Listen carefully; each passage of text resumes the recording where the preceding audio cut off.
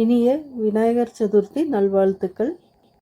இன்றைக்கி கொழுக்கட்டை பாயசம் செய்ய போகிறோம். வாங்க பார்க்கலாம்.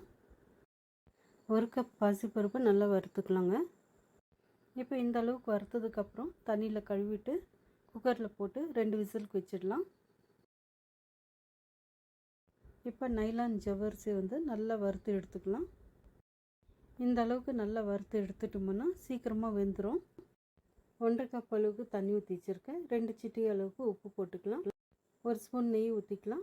இப்போ தண்ணியெல்லாம் நல்லா கொதி வந்த பிறகு ஸ்டவ் ஆஃப் பண்ணிவிட்டு 1 கப் அளவுக்கு அரிசி மாவு போட்டுக்கலாம். கட்டி இல்லாமல் நல்லா கலந்து விட்டுக்கிட்டோம்னா போதும். இப்போ மாவு கட்டி இல்லாமல் நல்லா கலந்து விட்டாச்சு. இப்போ இந்த மாவை நல்லா பெருசு பெருசாக உருட்டி எடுத்துக்கலாம்.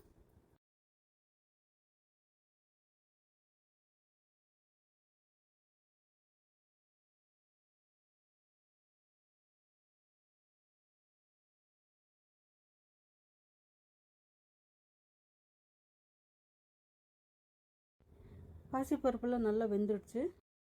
பருப்பு எடுத்து தனியாக வச்சிடலாங்க. 2 கப் அளவுக்கு தண்ணி ஊற்றி வச்சுருக்கேன். நல்லா கொதி வந்த பிறகு ஜவ்வரிசியை போட்டு நல்லா கொதிக்க வச்சுக்கலாம்.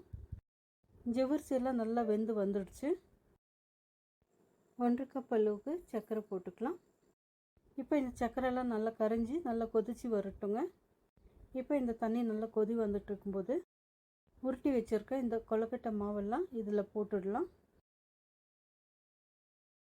போட்ட பிறகு பார்த்தீங்கன்னாக்கா எல்லாம் மேலே தேங்கிட்டுருக்கோம். வெந்ததுக்கப்புறம் எல்லாம் அடியில் போய் உக்காந்துருங்க. இப்போ வேக வச்ச பாசிப்பருப்பு போட்டுக்கலாம்.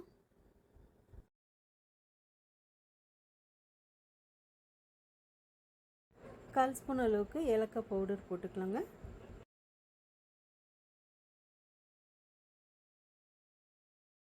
ஒன்றரை கப் அளவுக்கு பால் ஊற்றிக்கலாம்.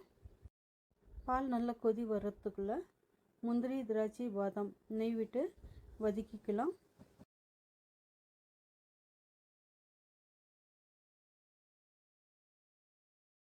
கால் மூடி அளவுக்கு தேங்காய் துருவி வச்சுருக்கேன். இதையும் போட்டு 1 நிமிஷம் கொதிச்சா போதும்.